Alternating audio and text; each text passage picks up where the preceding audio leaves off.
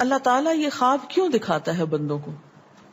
اور یہ ایک ایسا عمل ہے کہ جو انسان جس پہ قابو نہیں پا سکتا، جو انسانی ڈسکوری سے باہر ہے کہ ایسا کیوں ہوا. آپ دیکھیں کہ انسان دو چیزوں کا مجموعہ ہے، ایک اس کا جسم ہے اور ایک اس کی روح ہے. جہاں یہ دونوں آپس میں ایک دوسرے سے موافقت کرتے ہیں، ایک دوسرے کے ساتھ کوآرڈینیٹ کر رہے ہیں، وہاں یہ ایک دوسرے سے کشمکش بھی کرتے ہیں. بعض اوقات جسمانی خواہشات روح پر غالب آ جاتی، بعض اوقات روحانی کیفیات جسم پر غالب آ جاتی. عام طور پر دن میں جب ہم دنیا کے کام کر رہے ہوتے ہیں تو ہمارا جسم ایکٹیو ہوتا ہے، اور اس کا نتیجہ کیا ہوتا ہے کہ روح کی جو کار فرمائی ہیں وہ ذرا لو ہو جاتی. رات کو جب ہم سوتے ہیں اور جسم ہمارا بالکل بے حس ہو جاتا ہے تو پھر روح جو ہے وہ ابھر کر آتی ہے، اس کی کار فرمائی بڑھتی ہے، وہ زیادہ ایکٹیو ہو جاتی. پھر آپ کو قرآن کی وہ آیت بھی یاد ہوگی کہ جس میں اللہ تعالیٰ فرماتے ہیں کہ جب انسان سوتا ہے تو ہم اس کی ایک روح لے لیتے ہیں، جس کو زندگی دینی ہوتی ہے وہ واپس لوٹا دیتے ہیں، ورنہ جو دوسری باقی ہوتی ہے وہ بھی لے لیتے ہیں.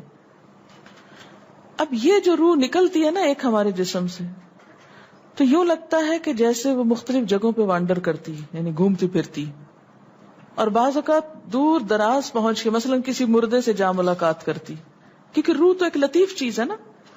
جب ماں کے پیٹ میں بچے کے اندر آتی ہے تو کوئی پتہ نہیں چلتا، جب نکل جاتی تو کوئی پتہ نہیں چلتا. اسی طرح روح دیواروں کے پار بھی چلی جاتی ہے. قرآن پاک میں آتا ہے نا کہ اینما تکونوا یدرککم الموت ولو کنتم فی بروج مشیدہ، یعنی اگر بالکل ساؤنڈ پروف اور ہوا پروف جگہ پر بھی کوئی چیز رکھ دی جائے تو کیا ہوگا؟ روح وہاں سے بھی نکل جائے گی. یعنی روح کے لیے یہ مادی چیزیں رکاوٹ نہیں ہے.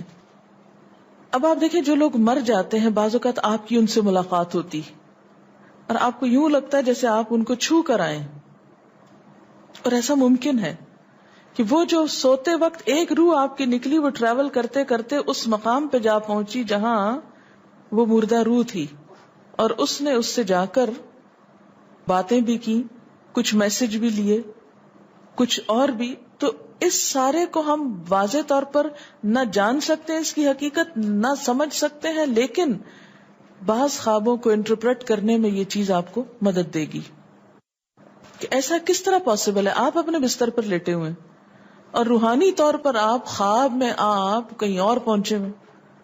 بعض اوقات آپ دیکھتے ہیں کہ میت آپ کو کوئی چیز دے رہی ہے، میت رو رہی ہے، میت خوش ہے، آپ اس کو دیکھتے ہیں وہ بڑے باغ میں بیٹھی ہوئی ہے. یہ آپ نے کہاں سے دیکھ لیا؟ آپ تو بستر پہ لیٹے ہوئے تھے. تو وہ جو ایک شعور سوتے وقت نکل جاتا ہے، جسم سے الگ ہو جاتا ہے، وہ ٹریول کر رہا ہوتا ہے ایک طرح سے، اور وہ ایسی جگہوں پر اللہ کے اذن سے ہی پہنچ جاتا ہے اور اس کو وہاں کی معلومات مل جاتی ہیں. اچھا، آپ کو یاد ہوگا وہ قصہ جو شہیدوں کا واقعہ میں نے آپ کو سنایا تھا، عراق میں جو صحابہ کرام کی قبروں میں سے ان کو نکال کر دوسری جگہ پر دفن کیا گیا. آپ نے دیکھا کہ مستقل کنٹینیوسلی 3 دن خواب آیا ایک شخص، جب اس نے اگنور کیا تو بادشاہ وقت کو خواب آیا، مفتی اعظم کو خواب ہے، اور مسلسل خواب میں وہ اپنا میسج کنوے کر رہے ہیں کہ ہمیں وہاں سے نکالو، ہماری قبروں میں پانی آ گیا. اور یہ بالکل سچا واقعہ ہوا، دنیا نے جس کا مشاہدہ بھی کیا. تو پھر آپ اس کو کیسے انٹرپریٹ کریں گے؟ وہ شہداء کہاں ملے تھے؟ تو بات یہ ہے کہ جیسے ہماری روح ٹریول کرتی ہے، کہیں ایسی جگہ جا پہنچتی ہے تو ہو سکتا ہے کہ وہ اس مقام تک جا پہنچی ہو. یہ شہیدوں کی روح تو آزاد ہوتی ہے، ان کو اجازت مل گئی ہو کہ وہ ان لوگوں کی روح سے جا ملے، کیونکہ سجین قید خانے میں تو ہوتی ہے نا وہ روح جس کو مجرم روح جو ہوتی، لیکن جو مومن کی روح ہے، خاص طور پہ شہداء کی روح ہے، تو جنت میں کیا کر رہی ہوتی ہے؟ گھوم پھر رہی ہوتی، کھا پی رہی ہوتی. تو یہ بالکل ایک سچ ہے اور حقیقت ہے کہ بسا اوقات انسان خواب میں ایسے لوگوں سے ملاقات کر کے ان کے حالات کو جان لیتا ہے کہ ان پہ کیا گزر رہی. مثلا ان کو عذاب ہو رہا ہے. یہ عام بات ہے نا کہ میت کو جس حال میں دیکھو اسی حال میں ہوتی ہے. یعنی اگر خواب میں دیکھیں کسی نے اپنے والدین کو دیکھا کہ وہ بہت رو رہے ہیں فوت ہونے کے بعد، تو کیا کرنا چاہیے؟ ان کی طرف سے صدقہ دعا کرنی چاہیے. یہ بھی اللہ کی ایک رحمت ہوتی ہے کہ ان کو موقع دے دیا جاتا ہے کہ وہ اپنا میسج کنوے کر دیں. ایک طرح سے وہ اس کے دل کی بات نہیں ہوتی، الا یہ کہ آپ کسی انسان کے بارے میں بہت برا گمان رکھتے ہیں اور آپ اسے دیکھتے ہیں کہ وہ رو رہا ہے یا کچھ، لیکن کئی اور لوگ دیکھتے ہیں کہ وہ ہنس رہا ہے، کھیل رہا ہے، تو اس کا مطلب یہ ہے کہ پھر آپ ان دو کا کنٹراڈکشن کیسے دور کریں گے؟ تو پھر آپ یہ دیکھیں گے کہ جس نے خواب دیکھا اس کا اپنا نظریہ اس شخص کے بارے میں کیا تھا، کیونکہ اس کی اپنی بدگمانی تو نہیں اندر چھپی ہوئی تھی کہ جو سوتے وقت اوپر ابھر آئی اور اس نے وہ روپ اس طرح کا دکھا دیا، پھر وہ حدیث نفس میں آ جائے گی، دل کی بات میں وہ چیز آ جائے گی. ٹھیک. تو نبوت کا جیسے انبیاء علیہ السلام کو کچھ غیب کی خبریں دے دی جاتی تھی، اسی طرح عام انسانوں کو خواب کے ذریعے کچھ غیب کی خبریں دے دی جاتی ہیں. لیکن کسی بھی خواب کے سچا ہونے کی آپ کوئی دلیل نہیں رکھتے. ایس سچ واضح بات یہ نہیں کہہ سکتے کہ میں نے جو خواب دیکھا وہ بالکل سچ ہو جائے گا، یہ آپ دعویٰ نہیں کر سکتے. نبوت کا تو دعویٰ کیا جا سکتا ہے، لیکن آپ اپنے خواب کا دعویٰ نہیں کر سکتے کہ میں نے جو دیکھا ہے وہ بالکل سچ دیکھا. ہو سکتا ہے آپ کو شیطان نے ڈرایا ہو سکتا ہے کہ آپ کے اپنے دل کی سوچیں اور خیالات اس میں آ رہے ہوں، اور خصوصاً اس وقت جب دو متضاد آپ کو خبریں ملیں. مثلاً ایک شخص آپ کے پاس آتا ہے، وہ کہتا ہے کہ میں نے آپ کے بارے میں بہت اچھا خواب دیکھا. دوسرا آتا ہے کہتا ہے کہ میں نے آپ کو اچھے حال میں نہیں دیکھا. اب یہ فرق کس چیز کا ہو گیا؟ اس کے اپنے گمان کا فرق ہے.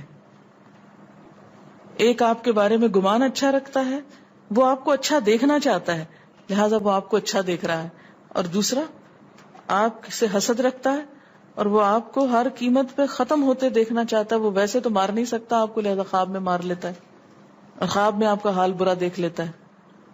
تو وہ خواب دراصل کیا ہوتا ہے؟ اس کی اپنے نفس کی بات ہوتی ہے. اسی طرح بعض لوگ جو جھوٹ سے بچتے ہیں، دھوکے سے بچتے ہیں، جن کے اندر منافقت نہیں ہوتی، جن کے دل بالکل صاف ہوتے ہیں، ان کو بھی بعض اوقات ایسے خواب آتے ہیں کہ جو بالکل واضح حقیقت ایک طرح سے نظر آ جاتی. لیکن کوئی شخص یہ خود سے دعویٰ نہیں کر سکتا کہ جو میں نے دیکھا ہے وہ میرے دل کی بات نہیں اور وہ بالکل بڑی سچائی ہے، جب تک کہ وہ چیز عملاً سامنے نہ آ جائے. آپ صلی اللہ علیہ وسلم نے فرمایا اچھا خواب اللہ کی طرف سے ہے اور برا شیطان کی طرف سے. یعنی اگر آپ کسی کو برا دیکھ رہے ہیں یا کسی کی برائی دیکھ رہے ہیں تو وہ دراصل کیا ہے؟ شیطان ہے آپ کے اندر، جو آپ کو اس شخص کے خلاف یا کسی خاص واقعے کے خلاف بھڑکا رہا ہے، اور آپ اپنی تسلی کر لیتے ہیں خواب کے ذریعے.